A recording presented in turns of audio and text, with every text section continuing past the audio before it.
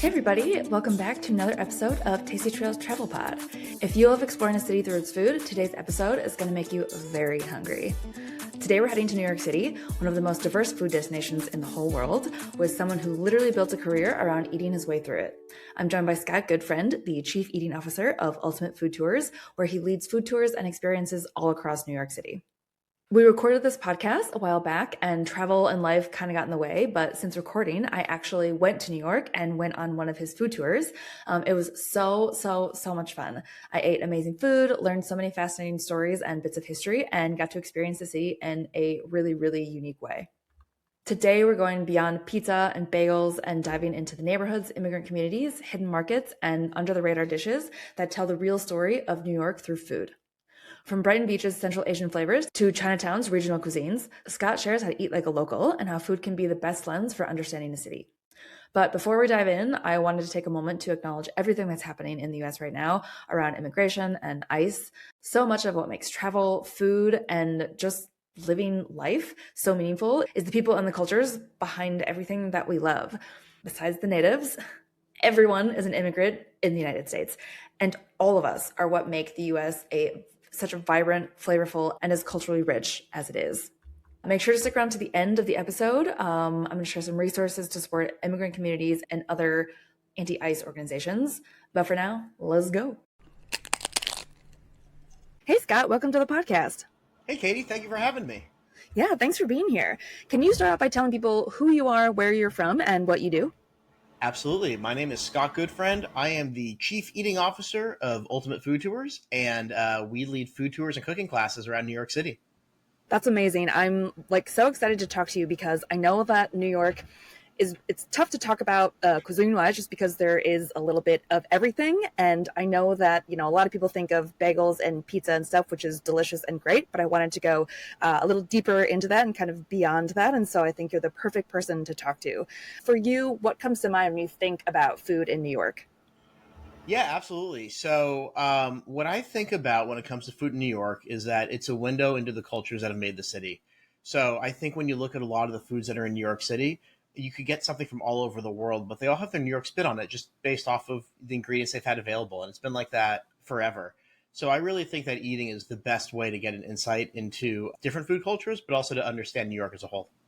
And how do you even begin to tackle, when you're putting together your tours or talking to people about stuff, how do you even begin to figure out which parts you're going to include? Yeah, absolutely. So for Ultimate Food Tours, it's really my love letter to New York City and its cuisine.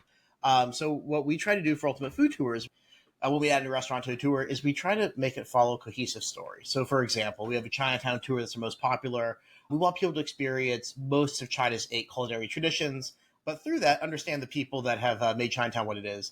We also have a History of New York tour where we want people to learn New York City through its food, and that would be the pizza and bagels and stuff like that. So for the tour specifically, the big element is just, making the food a way where you can get a window into the talk track of what you're talking about.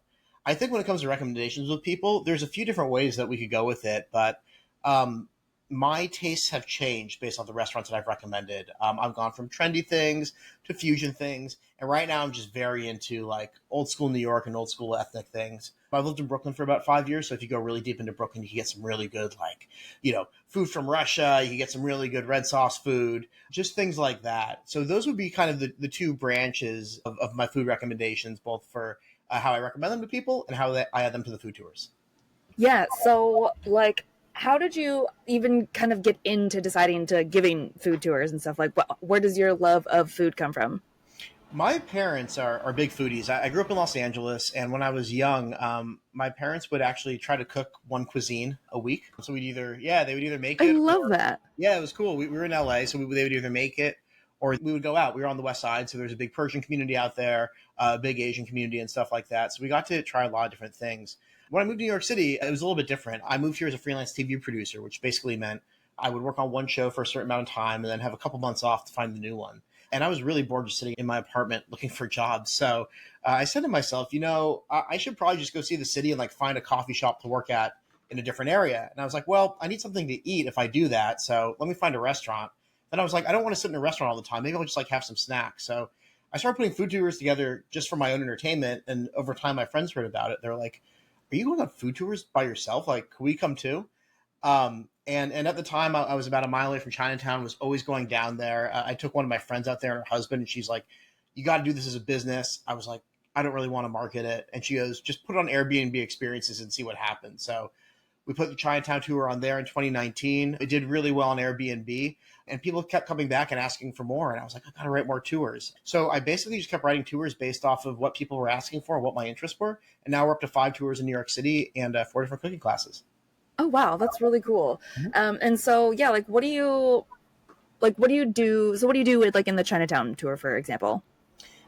Sure. On the Chinatown tour, we go to 5 different stops. China has 8 culinary traditions, and we eat at about half of them. So we'll look at people try Cantonese food, Fujianese food, Szechuan food, and Hainan food as well. So it's a really good way to understand Chinese food in general. Now in Chinatown, it really started Cantonese, but the last 40 or so years, there's been a much bigger Fujianese population. So what we ultimately do is answer the question of why has the Cantonese population stayed in Chinatown for so long? Or on the Fujianese side, they've only been there for 40 years, and it's really turned over between other immigrant groups like Puerto Ricans and Jews and Germans and stuff like that. So as we go eat the food, we'll talk about the people that made the Lower East Side in Chinatown what it is today. Yeah, that's really cool. Like, I love how you can taste so many things and get something from everywhere. How would you say the food scene in LA differs from that in New York? I think the food scene in LA differs from New York in that in New York you could walk or take the subway everywhere. So it makes it a lot more accessible and convenient to go to a lot of places. I think LA is super interesting because you could really dive into like some deep unknown places where New York it kind of feels like things are a lot more accessible. But for the casual food person in New York, if you just wanted to pick a neighborhood that has a big population that's making a food that you want to try, you could simply just take the train out there and walk around and find something that you like. I think LA that's a little bit more difficult, but if you do want to do some sleuthing in your car, I think you can find some really niche and interesting things as well. Okay, yeah, that's interesting. Yeah, I guess they are set up just like so differently as far as just like cities in general. Mm-hmm. So if you like, so I'm actually going to New York in a few weeks. I'm super excited. Come on Um, now, I'd love to and see you. yeah, that would be great. Actually, I would love that. It's just like so overwhelming to like look for stuff because I'll put in like I know that I want to eat like Turkish food, and so like put in like best Turkish restaurants or whatever, and there's like a bajillion. And so, how do you go about figuring out which is I mean, I assume most of them are really good anyway, but like, how do you like pick? So for me, I strongly believe that somebody has to eat all the food in New York City and decide what the best ones are. And I think that person should be me. So I just do a lot of trying. My tastes have evolved. I used to really like to go in Manhattan and find some really cool spots that were close to where I lived and things like that. Now, what I like to do is I really like to use Google Maps. So I try to find an area that has the highest population of the food I'm trying to try. So, for example, for you, it's Turkish food. So what I would do is find the area of New York that has the highest Turkish population. Maybe just zoom into Google Maps and bop around, and it will be very clear to you which ones are very kind of like hyped on social media and which ones are like authentic and real tasty. And I think if you do that, you just pick a couple and walk by them and pop right in. But Google Maps is an incredible tool for finding really great authentic food. Yeah, that's a good idea. I do that, but I feel like it was putting in a ton of it was just giving me a lot of Manhattan stuff, and so then it's kind of all pretty much spread out. And yeah, I guess I need to kind of move the map around and dig a little bit deeper. What do you feel like? Is there like a neighborhood that's maybe really, really underappreciated or just like not as well known that maybe should get a little bit more attention in your opinion? Yeah, I'm glad you asked. There is a neighborhood that I'm currently obsessed with. I think the food there is just absolutely delicious and fascinating.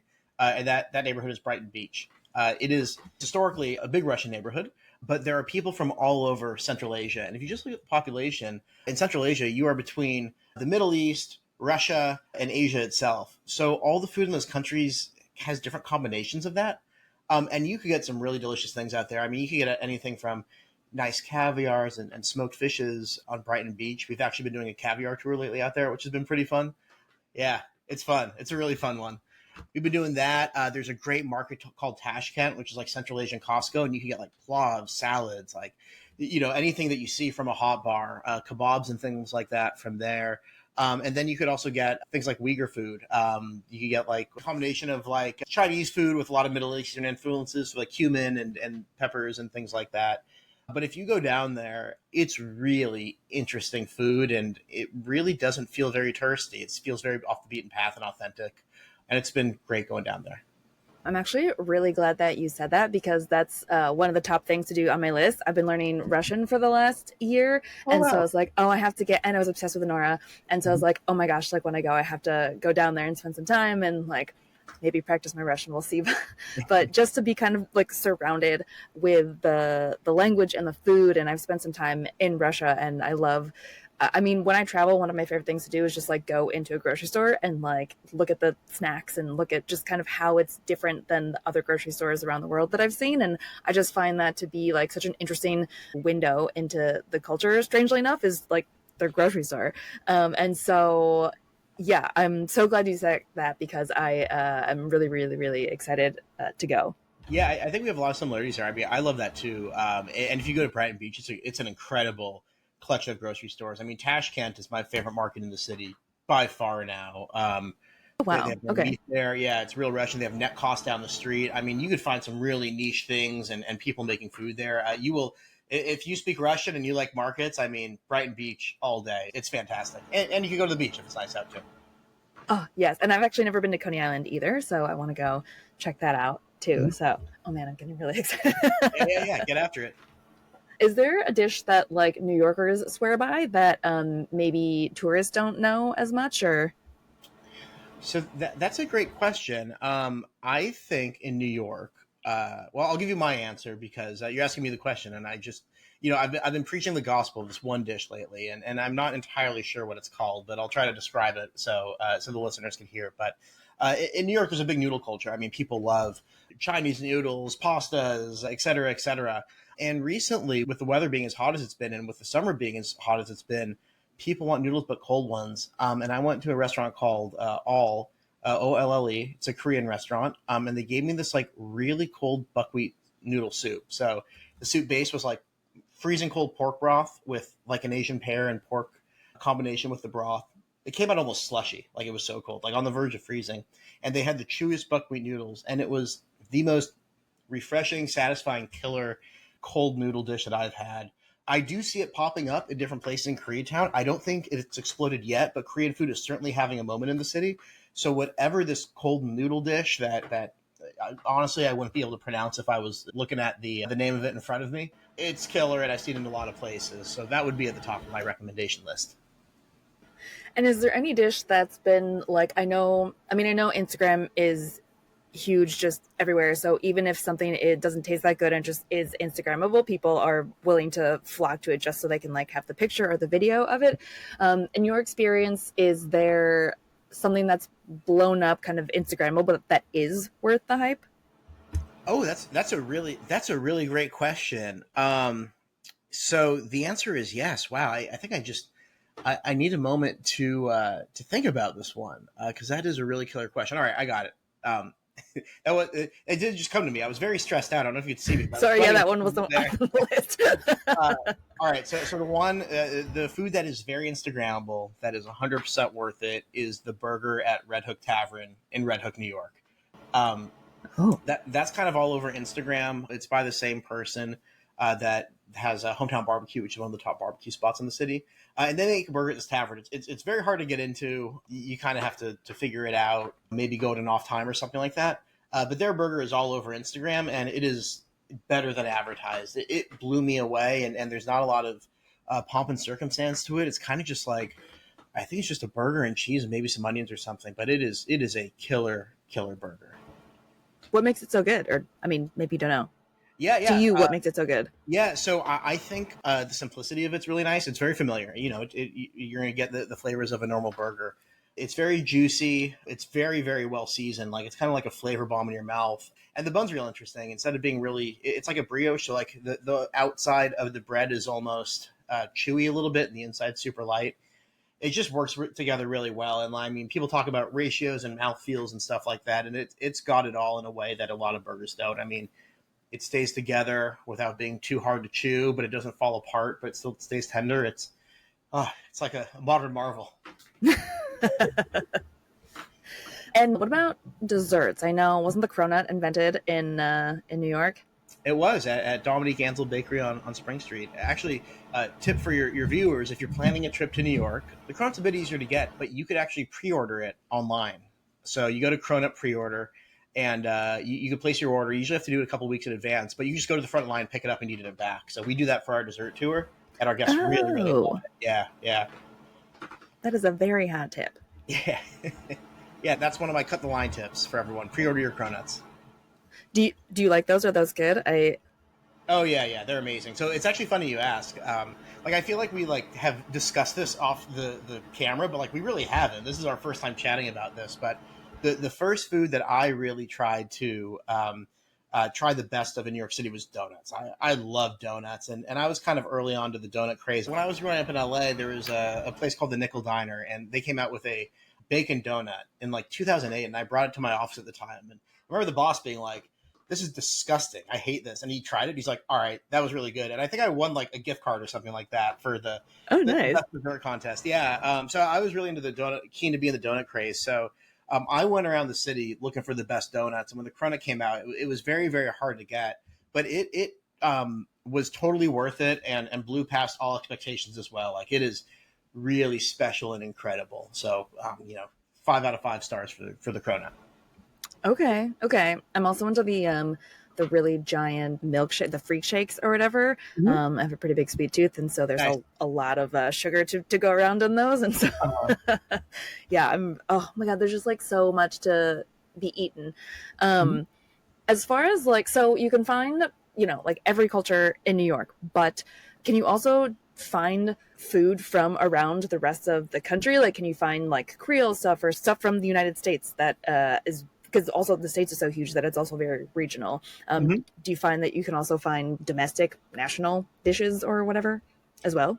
Absolutely. In New York City, you could absolutely find regional American dishes. Right now, New England cuisine is really having a moment. It's not as well known, but think about like smoked fishes, shellfishes, kind of more like vinegary things. I just went to a restaurant called Smithereens, which was incredible. They had really great New England food. Uh, Brooklyn barbecue is a big thing. That draws a lot of inspiration from Texas mostly. And people have been so into it, it's kind of developed into its own Brooklyn barbecue subgenre. But if you want to see things like California cuisine, there's stuff like that there. Midwestern cuisines everywhere. You have to look for it, just like you would anything else. And off the top of my head, there's only so many I could think of, but it's all here. There's some great Tex-Mex too that a lot of people like. So, the cool thing about New York is like, not only can you find American regional cuisines, you could find very, very specific regional cuisines for any culture that you could think of. I mean, my favorite food's Chinese food, so you could find food from all over China and like sub cuisines of China and stuff like that. You could do that with Persian food, like a lot of different areas of Persian food. So yeah, you could dive deep into whatever country you want, not just the American ones. And so like I know there's like kind of two little Italies. Like there's the one that's like kind of the fake one in Manhattan, and then the kind of the real one in the Bronx. Can people fall into that trap a little bit as well with kind of different neighborhoods and different boroughs, and having one be a little bit more touristy and one be a little bit more authentic, or you find different ones in each borough, or I don't know. Do you know what I'm asking? Yeah, yeah, yeah. No, no, no. You're making a lot of sense. So I think the question is like, how do you make sure you're going to the most authentic place, right? Like, Yeah. Manhattan's Little Italy is pretty touristy, but you can find really nice food if you look there. There are some very nice restaurants there, but the one in the Bronx on Arthur Avenue is a lot more authentic. There's about 8 different Chinatowns around New York City.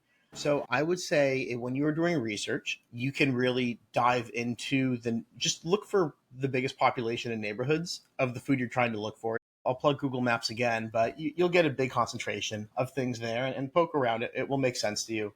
I think the way that you avoid it is, aside from looking at food, look for cultural centers. Look for churches that are in the language of the country you're looking in.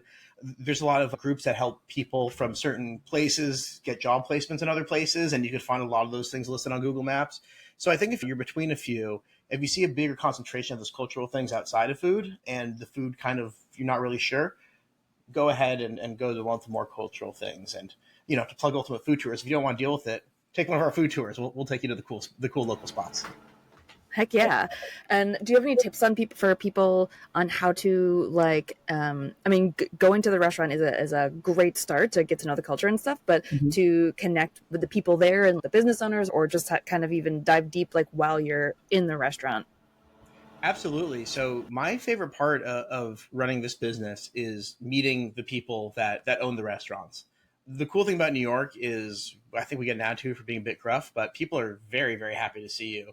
And if you go to the restaurants, they're really there. And, maybe people will put up a front perhaps that might seem intimidating, but if you need something, they'll help you out. And people really like talking about their food. So I would say go in there, go with a lot of confidence. Just talk to them and say how excited you are to try their food and ask questions. If you need to, you can read the room. If there's a line out the door, maybe wait for it to slow down a bit. But if you're just curious and excited and nice, you're going to connect with a lot of people. And if you go deep, like into the boroughs, like Brooklyn and Queens and stuff like that, you might find yourself getting showered with more food than you could ever eat for free because the owner just wants you to try what they're making.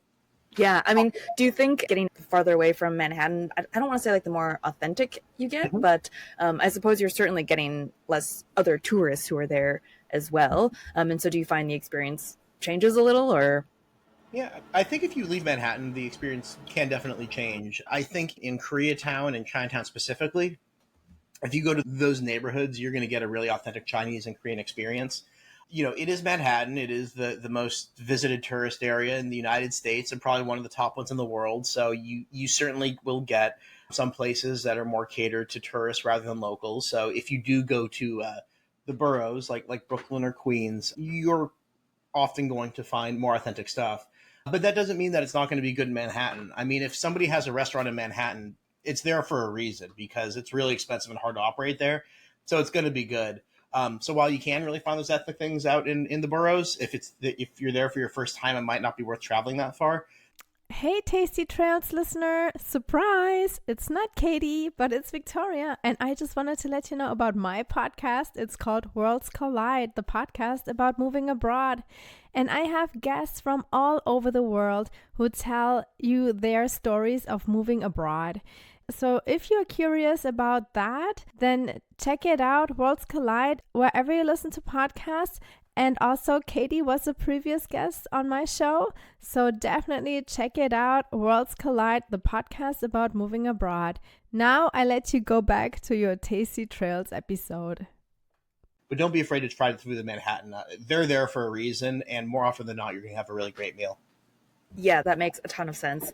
And yeah, I really liked your tip on reading the room, especially when you're visiting a place. And sometimes, I don't know, you turn your brain off and kind of enjoy where you are and like live in the moment and stuff. But reading the room is very important. And yeah, asking questions. I know sometimes when I go places, I feel silly or stupid. And it's not stupid, but I feel a little bit silly if I don't know like how to eat something or what to do. And it is okay to ask questions because you will look, I think, even sillier if you do it wrong. And so asking questions is good because that is like how you learn and yeah, just like connect with people. And I know also in New York, it goes beyond just restaurants. There's food trucks and food carts and stuff like that. And like, how does that kind of play into the food culture in New York? Absolutely. Food carts historically have been a huge part of New York City. They really started with hot dog carts and really made hot dog culture bigger.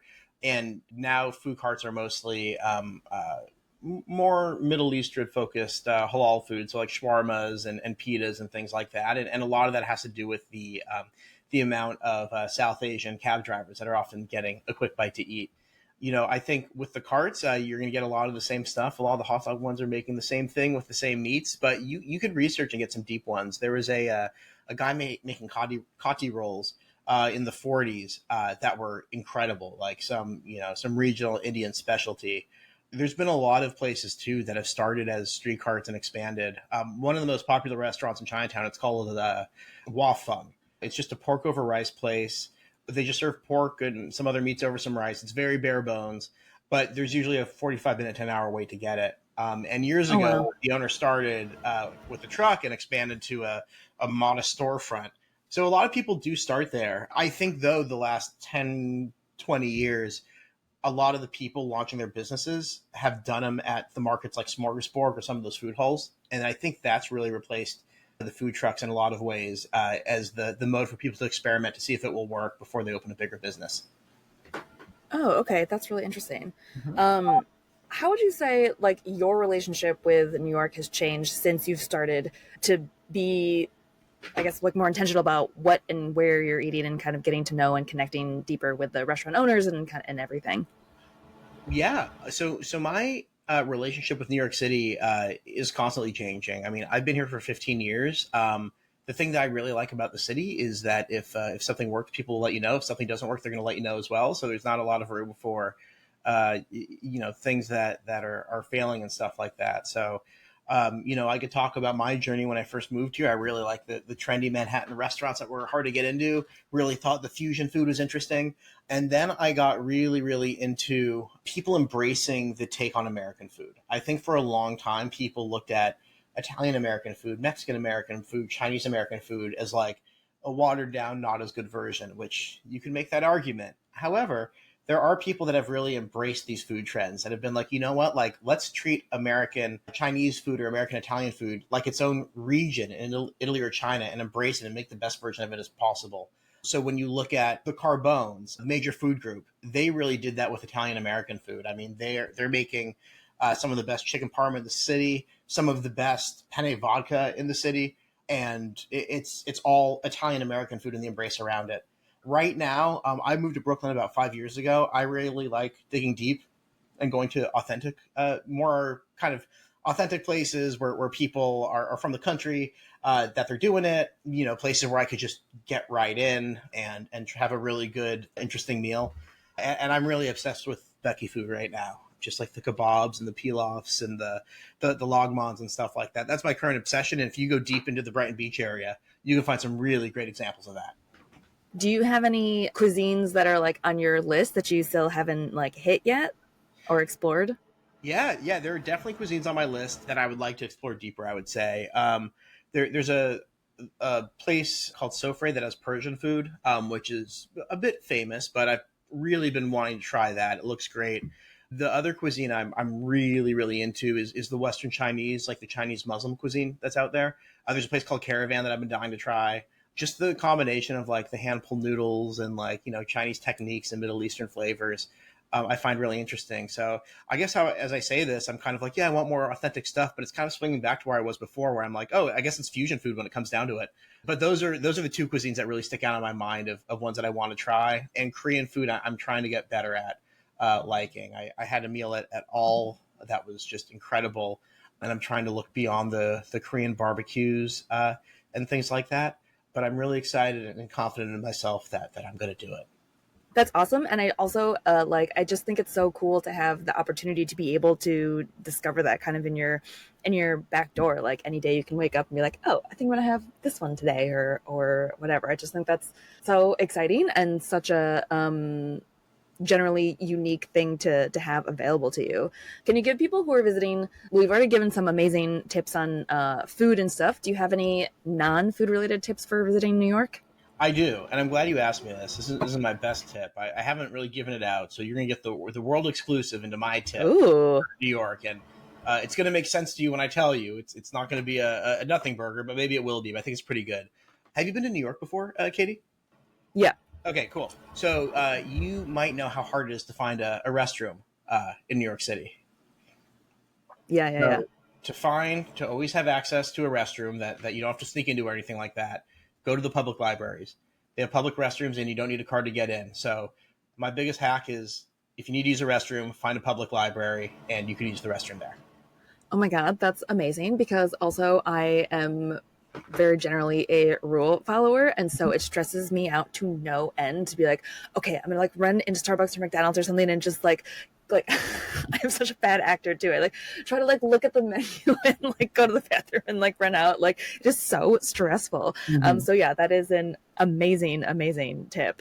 And it's funny because honestly, like that is probably the most useful tip anybody will like ever have, and it's not necessarily about seeing the biggest sites or whatever. Like it's the longevity of being able to stay out and see all those amazing sites. Yes. Yeah, I tell people, I tell them on the tours, I'm like, look, if I did these tours and there was no food and it was just restrooms, I would not have any drop off in bookings. People are very curious about this. On that note, there's a woman that has a Google map called Got to Go NYC, and she lists all the restrooms and like the codes and stuff like that. From what I understand, it's been the most viewed Google map in the world. Oh my God. Yeah. Where do you use your restroom in New York? Yeah, it's a thing. It's a problem. But yeah, Gotta Go New York City has the codes and stuff like that. And I think some places really pay attention to them. And they're like, oh, we can't be listed here. And if we do, we need to change the code before, these people find out about it. Oh my God, that's so funny. That's crazy. Okay, what about, so I'm a vegetarian. So what about like for vegetarians on food tours, your food tours? Yeah, so vegetarians are no problem on our food tours. For almost all of our food tours, we can handle the major dietary restrictions. And if you give us just a day or two heads up, the minor ones are usually not a problem either. New York City has people with a lot of different dietary preferences, and we're able to accommodate most of them. So for most of the tours, vegan, vegetarian, gluten-free are no problem at all. Nut-free isn't really an issue either. When we get into a little bit more niche things, sometimes it's give or take, and it depends on the allergy. But eating vegetarian in New York City is very easy on the food tour, but also if you're just going out, it's easy to find anything vegetarian. Yeah, awesome. So how can people find you, find your food tours, find out more information, take your tours? Yeah, thank you for asking. So you can find our food tours on our website, ultimatefoodtours.com. We are also on all social media, YouTube, TikTok, Instagram, and LinkedIn with just at Ultimate Food Tours. You can also find me on LinkedIn at Scott Goodfriend, which is my name. And if you aren't in New York City, and even if you don't want to take a food tour, if you follow us on social media, we're always posting restaurant reviews and things like that. We have a series that we're really proud of called Origin Stories, where it's the history of New York's famous foods and the best places to get them. So, we have things like baked clams, penne vodka, we have samsas. So if you want to just learn about New York City food from your couch, our social media is a great place to experience it. Oh, that's great. Yes. And there is one question that I like to ask everybody before they go, and that is, what would your last meal be? Oh, nice. Nice. Okay, my last meal would be lamb skewers and rice pilaf from Tashkent Market. I'm really craving it. I got some of the lamb in my fridge, so thanks, Katie. That's what I'm making tonight. I'm gonna make that lamb. Happy to help. Happy to help. Appreciate you. And just because you have tried so many different kinds of cuisines, I think I might know the answer to this based on what you said, but I will ask anyway. If you could only have one cuisine for the rest of your life, so that would include breakfast foods, desserts, the alcohol, kind of all of that stuff. If you could only eat one cuisine for the rest of your life, which cuisine would it be? Chinese food all day, every day. The best cuisine. Yeah, that's what you're gonna say. Yeah, I like to tell people I'm Jewish. Like most Jewish people, my favorite food is Chinese food. But yeah, great food. It's so interesting. I mean, I try to study it as much as I can, and I think I've not even come close to hitting the surface, let alone breaking through it. So it's just the most delicious, interesting cuisine. And just talking to the restaurant owners as much as I have, the nicest people you're ever going to meet too. So Chinese food all day, every day. Well, and that's a good answer too, because you have, it's such a huge country, and so you're getting a ton of variety and stuff as well. So yeah, that's an excellent answer. Yeah, if cheating, it's like a quarter of the world, I think, right? Or like 20% of the world's in China, but I'll take it. It's something massive like that. Yeah.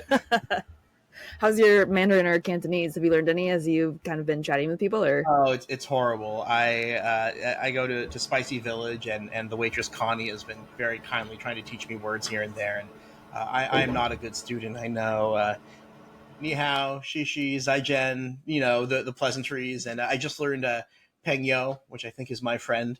I'm just trying to get by really confidently and trying to learn, but it's not going well. I grew up in Southern California, took 4 years of Spanish, played on a soccer team with mostly Mexican and Argentinian kids, and never really picked it up. So I think I'm kind of hopeless with Mandarin, but that's okay. I will say that I like it the most of anyone else, and I'm having the most fun trying to speak it. Yeah. And I mean, the basics, and that's like all that matters. And just to be able to say hi, thanks, or delicious, or whatever. I'm glad you said that. I mean, it's great minds right here, but I really think if you could say like hello and thank you in any language, like that's kind of all you need. Totally. Like I lived in Thailand for a little bit and I learned some food basics, like order some food, like tell you it's delicious. And again, just like some pleasantries. And I love languages, but I was like, oh, outside of Thailand, I will never need to use Thai. So I didn't want to put in kind of all of the effort that it takes to learn a new language. So again, yeah, I did learn the basics, but now when I go to a Thai restaurant, I will just say like, hello, thank you, and like this was delicious, and they're like, oh my god, you speak perfect Thai. Like they're just like so nice about it. And so even just saying like one or two words really like lights people up, and they're excited about that. And I think that makes all the difference, just to be able to do something kind of little like that. So I think so too. And I think if you could say those things, you probably have a better chance of getting into a restaurant that's busy. There's a Thai place in Brooklyn by me, and I swear I said Sadi Kop to them, and it was an hour wait, and I got in 15 minutes. So no way. Yeah, if you can learn how to say hello, I think that's another hack. Like learn how to speak the language of the restaurant you're going to, and it might let you cut the line. Okay, great. Another hot tip. Awesome. Yeah. Well, Scott, this has been so fun. Thank you so much. I'll make sure to post everything in the show notes and stuff so people can easily find that. And I will hit you up when I'm in New York as well. So yeah, looking forward to that. Yeah, please do. No, it was awesome speaking to you. I had a blast, and thank you so much for having me.